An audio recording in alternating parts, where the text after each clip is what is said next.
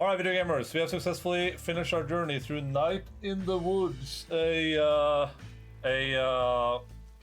mental health slop video game. That's what I'm gonna call these as the games from now on. Once again, no thoughts written down, so just have to go completely off the dome. Went through this game, like, I've never seen gameplay of this game before. I haven't seen anyone play it, but I roughly had an idea what type of game it was going to be. Because I played games like it before, and you can kind of tell by the art style too, and also by the people that I've heard about having played it. Just by that, I can kind of discern a little bit what type of game it's going to be. And pretty much what I expected from it, honestly. Like, it's a game with a... It surprisingly had more gameplay than I thought it was going to, which that was good. You know, I thought it was just gonna be like a walking simulator in the woods, basically. But there's gameplay in this. I would say of varying complexity. The little like retro game inside the game was cool, but ultimately pretty pointless. The guitar stuff was cool, like that added a little bit to the game, I feel like. Or the bass stuff. You are actually playing bass, so having that be like a gameplay element, that was cool. The exploration was fine. I guess there is some stuff that I kind of missed, and other stuff that you can like find in the game, and there are reasons to explore. So that's cool in a game like this, of course.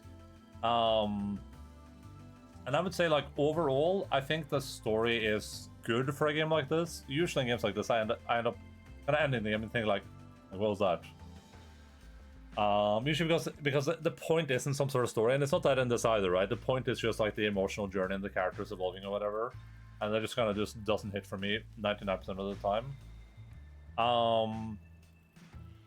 I think where I'm at with this game mentally is that if I just ignored all the side content from the very start, like I hadn't talked to anyone, just mainline the main objective, talk to whoever I have to talk to, do the thing. To do the thing over and over again, I think I probably would have had left with a more positive feeling of the game, because while I think that the side exploration stuff was actually enjoyable, and it felt worthwhile, it was well written. I think the problem is that there's too much of it, right? This feels like a game that should be, you know, we spent, let's take a gander. We spent 12 hours in the game, and that's fine if the majority of that is the main stuff, but in reality, we probably spent 7 of those hours talking to side content people, probably. Like, I don't know, it was a lot of dialogue with people that aren't the main characters. And yeah, sure, I chose to do that. That's an Endaline thing, right? I was the one that chose to go talk to all the people instead of just doing the main story, but ultimately that's in the game, so I'm gonna judge the game based on that, right? And it feels a bit like Persona 5 Royale in a way, where it's like, if you played this game and you really loved it, then playing through it again and talk to other people could be like a lot of fun. You get a chance to like explore the world again, to learn more about the side characters, a lot of that stuff, right? And that's cool, but ultimately, when you're playing it for the first time, it feels like a lot, especially because this game is not voiced, which, you know, if people, should this game be voiced, blah, blah, like, some people don't care. Personally, I think if you have a game that's this character-driven, where you're supposed to, like, live into the world and into the character, and being that character is a big part of the game, I probably think games like this should be voiced, is my general opinion of it. And I think that would have made a lot of that dialogue and a lot of the kind of scenes more bearable too. I would have loved to see someone get to perform the role of the character in the game. I think that would have been really cool. I think someone could have shot that out of the park. It would have been super great. But the combination of having so many side characters, right, and every day when you play the game, you have to like run through an entire town, right? You get like a pattern in where it's like, okay, let's check if you can run right. You can't do that. Okay, run left. Talk to the chick on the stairs. Run up the stairs. Talk to that guy. Oh, that's the guy on the roof too. Jump up onto the thing. Run across the roofs. Talk to that guy. Do a little constellation minigame. He has a lot of. He yaps a lot about that. Jump down. Go out. Go into the subway tunnel. Go down there. It's the guy on the stairs. No, it's not there. All this by the thing. Are the kids there? Okay, they're there. Run upstairs again. Personally, I shall run back again. So you run back again. If you're not doing Bay that day, or if that's not a choice, you talk to Bay inside the shop. You talk to the kid on the roof. You get the point. It's just like there's like a lot of people to talk to every day, and ultimately you end up spending, you know, like what could be like a 20-minute day, and so taking like you an hour and a half or something like that, right? And that was fine when I started playing the game, because I thought the game was going to be really short, right? I thought it was going to be like 3 days or something, but it ends up being like 10 days or something like that. It's a lot of days. You just end up doing a lot of this side dialogue that is good when you have a little bit of it, but then the more of it you do, the more tedious and the more time consuming it feels. And I think this is especially a problem because nothing really happens in the main game until the very end, right? You're just hanging out with your friends, doing things. Oh, a kid gets kidnapped. Oh, let's run after him. Okay, then nothing happens again, and it's just like you're just doing basically nothing at all story-wise, right? There's no giant mystery happening. You're not investigating why Corey went missing. You're not like looking for a ghost in the woods all the time. All that stuff happens at the ass end of the game. The last like 2 hours of the game is the plot happening. Which is kind of what happened in Bloom and Rage as well. Kind of the same deal for me, but the difference there is that game was more succinct, right? It had cool gameplay, and you were just kind of talking to one character at a time, which is like, oh, talk to this character. Okay, go do this little thing. Talk to this character, right? It wasn't like investigate a town and talk to 60 different people every day over and over and over again. That's kind of why that feels a little bit unforgivable to me. It feels like nothing's happening in the game, which if you pretend for a second I'm just talking to the main characters, fine. That would be great, because what that would have taken, you know, half the time or something. And I wouldn't mind that at all. That would have been awesome, because the characters are well written. I enjoy them. They seem cool. And if I don't know the main characters, I might have played through the game again, honestly. I would have probably been willing to just play through the story one more time. Just gonna see it from a different perspective, maybe 2 times, just see the different perspective. But with them on the side characters, it just feels like that's like a huge burden. It feels like that's a lot you need to do Hey Jin, what's up? Feels like there's a lot of effort that you're spending on like stuff that isn't that interesting. So yeah, I think that's pretty much where I'm at. I don't think I need to say anything more. The music in the game is really, really good. The music is super good. I really, really enjoy that. That's like, you know, I'll put that on our startup playlist thing for sure. And I think let's talk about the story. So, from a world building perspective, I like the character designs. I think they look really cool. I like the main character looks awesome. I like the other characters too. They're like the personas or whatever. But I'm not sure why we're like, oh, we're all animals, but also this is set in the United States, and we are and like Italy is the thing, and blah blah. Like, I'm not sure I understand the point of that. It seems a bit like. Jason, thank you. Be sleepy, but it's Sunday after all. How are you? I'm really good. We just finished a game. We're gonna probably react to a video, play some more video games.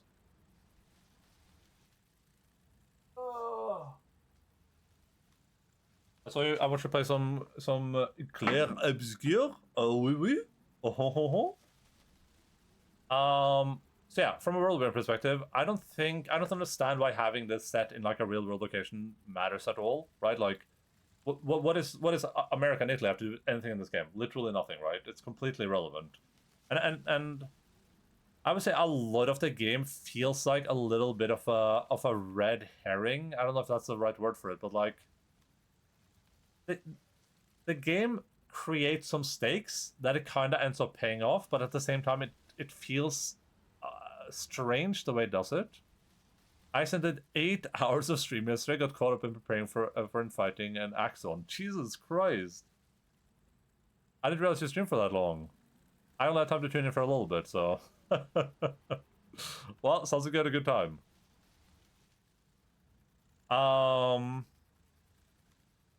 Yeah, so when from the very start of the game, there's just like kind of weird things happening.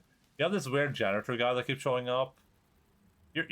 People keep like mentioning these traumatic experiences happening. You find like this arm and just like poking it with a stick, and no one like cares. It's just like an arm, and you know, if I found an arm outside my home, that would be news for like 3 weeks, right? You know, there would be news fans outside.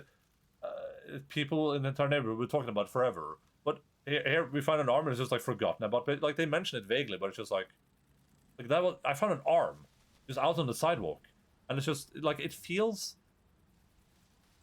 like it's gonna reveal something crazy, like, oh, there's, it was all in your imagination, or you have like mental trauma, or blah, blah, like, you didn't really see that, or you're a ghost or something, but that doesn't seem to be the case. It's just little bit strange.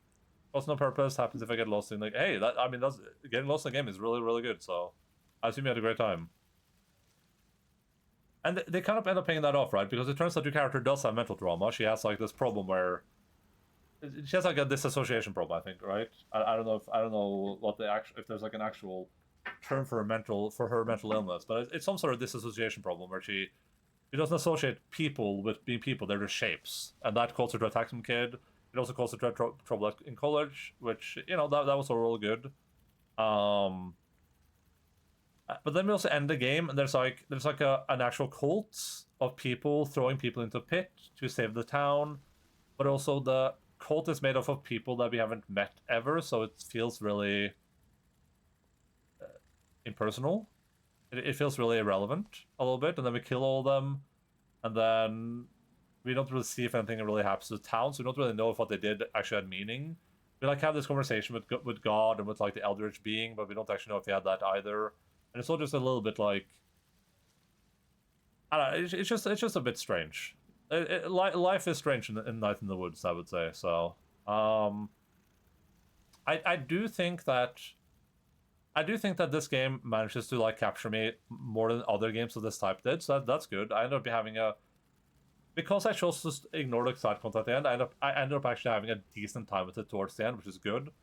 Because if I did all the side content and I was bored towards the end, it would have been an awful experience. So I'm kind of left just feeling like I wish I just ignored that from the start, because I think I would have liked the game way, way more then. But also I think it does have some kind of strange problems. I'm wondering if there's like I wonder if there's multiple endings, or if there's like stuff that is unexplained. Um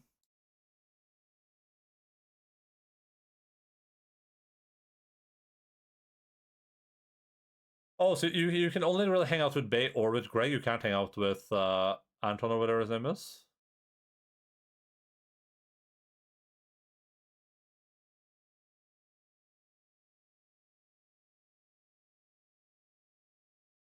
Um,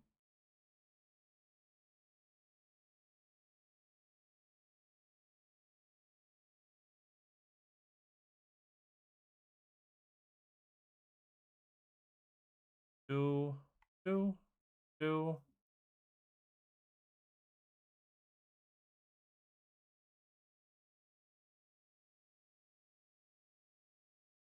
I thought there was gonna be like maybe like a secret ending because we found the tooth or something, but I guess we just learned that our grandfather was in the cult, probably.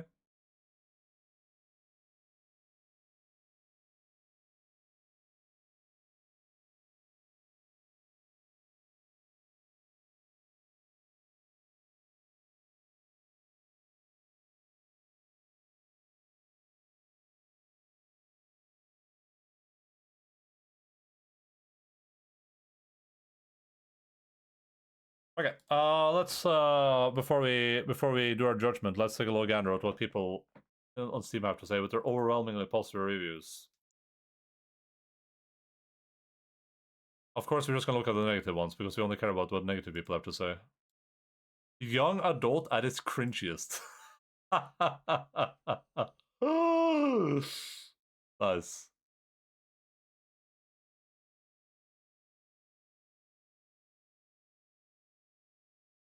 This game doesn't give you enough time or depth to get to know the characters. It's really hard to connect to them or care about their struggles. The one part that leaned towards horror and action was over far too quickly, leaving many unanswered questions and no real payoff. I don't necessarily. I agree. This probably. I kind of. I partially agree with no real payoff, but I think they gave you more enough time with the characters, so I think that was fine. Trash, extremely overrated. I think people need to realize that. I think people might see overwhelmingly positive and I think that's overrated. But But we have to remember that the Steam rating is just positive or negative, right? That means that if you thought this game was 51% good, then that's a positive rating. So that would be like a 5 out of 10 roughly, right? Or like a 5.1 out of 10. Like overall positive, it doesn't necessarily mean that the game is insanely good. It doesn't mean it's like the best game ever made. It probably just means that it's like it's it's like it's like above average for a lot of people, and it's above average for a lot of people, and it's maybe like very uncontroversial, right? That's probably where you put a game like this. That's what I feel about it too, right? It's like just like you you would have to be almost crazy to rate this game negatively, which is like, well, what a lot of people are doing, I guess. Jesus Christ, I was all right. Don't buy this game. The devs are profiting off the work of a dead man they're responsible for. What? What am I reading?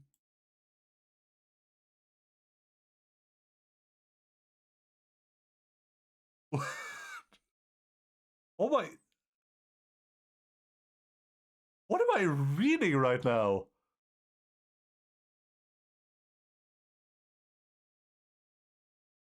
Drama. In August 2019, Moldova was accused of physical and emotional abuse by Soy Quinn, whom he had briefly collaborated with Winnipeg in 2012. The day following section, the Night in the Woods Open team cut ties with Olawaka, with Scott Benson writing, "We take social allegations seriously as a team." The team stated that other corroborating evidence related to the accusation had been presented to them. The publisher of Night in the Woods, Finchy, backed the team's decision and also postponed plans to publish physical copies of the game in the wake of the allegations. 4 days after allegations of abuse were leveled against him, Holwick died by suicide. According to his sister, who posted to Twitter about his death, Holwick had been battling mood and personality disorders through his life and was a victim of abuse. She explained that he had been trying to correct his own disorder in recent years through therapy and medication. She also said that Holwick said he wished the best for Zoe and everyone else. Oh, so he was part of the people that made the game?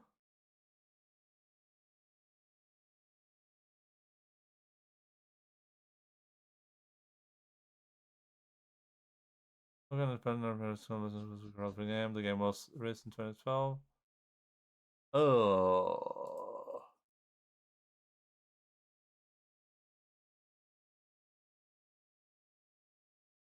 Um.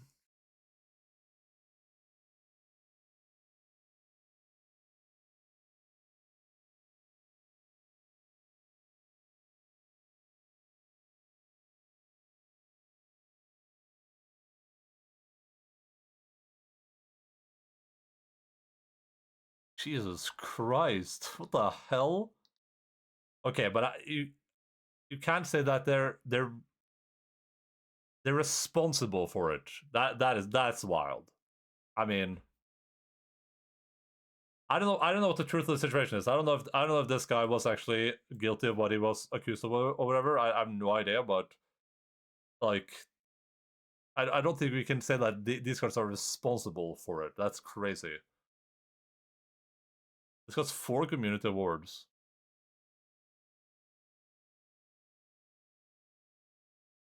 The game is marketed as a narrative storytelling experience, but actually includes mandatory platforming sections that are completely unrelated to the story. Oh yeah, I was gonna say that too. I don't understand the point of those like dreams. Yeah, those dreams were like running around and were like activating music sections. That seems completely pointless. I bought a story game. I didn't buy Super Mario Bros. These sections are not mentioned anywhere in the story description, but they exist to precise because I was stuck repeatedly in these terrible dream sequences, not because I was enjoying the game. So this would play the game, gave a negative review at 5 hours, and then played another 10 hours. I mean, that's fair though, but trash.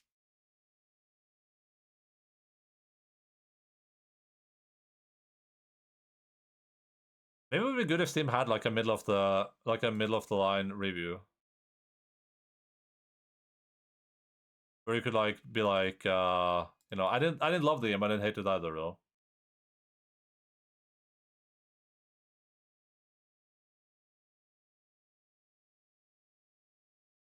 Alright.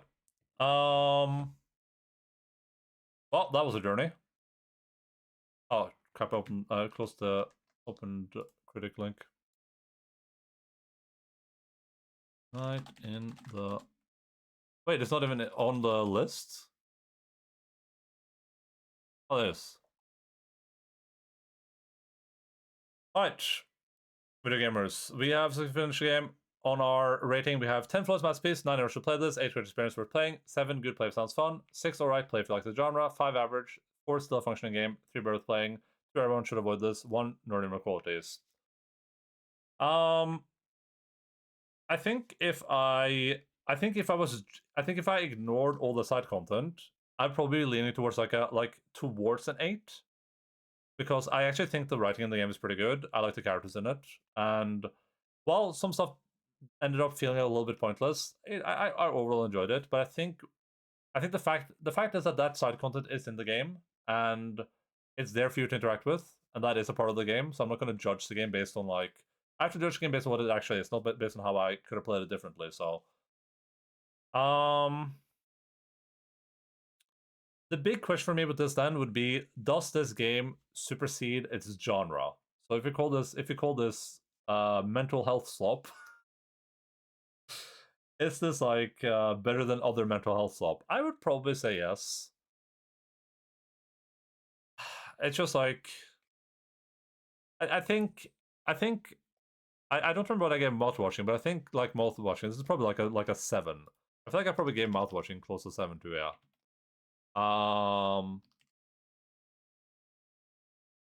It's one of those games that it kind of does some interesting stuff. The gameplay in this is fun. It has like a good narrative going for it. The characters are well written. It does a lot of stuff where it's kind of it goes slightly above its genre, to the point where I'd be like, if someone's like, hey, should I play Night in the Woods? I'd be like, does it sound like fun to you? Like, yeah, then give it a try. Pretty much where I'm at with it, and I think that's pretty fair. We're not playing 12.8 hours of it. Yep. Played. I need to remember to put the date down when we finished it. It's the 22 Feb 2026. Open credit score is an 8.6. Where's my thing at? There. 8.6. Set it here. Night in the Woods.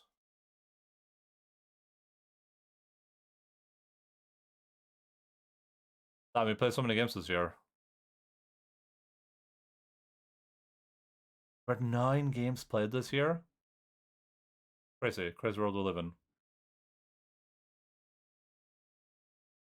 Yeah, I think a 7 is a pretty good score for this game. I think for me to rate it higher, I would need the side content to be gone or to be significantly shorter. I prefer shorter. I think they could have condensed the game a lot to have less of these starting days. I think they should have incorporated the kind of mystery into the game earlier. I think that would have been interesting, and actually have it be a part of the gameplay a little bit, right? It would be cool if the people in the town were actually part of the cult, and maybe you would find some suspicious things about them, and that's how you kind of unveil that a bit before it happens. I think that the ghost stuff and all that stuff, I think it should have just been more incorporated into the game as an overall part of the narrative, rather than being oh, the first 80% of the game is just you talk to people and traveling to places, and then the last 20% is the ghost stuff and the cult stuff, right? And I think that they I like the side content, but I think that should have been more succinct too. But other than that, yeah, pretty good game, I would say. So it was better than I thought it was gonna be. So I'm pretty happy with that. We're done with Night in the Woods, which means that we're gonna play a new game. But I think we're gonna, before we gamble, I think we'll do React streaming. I don't have to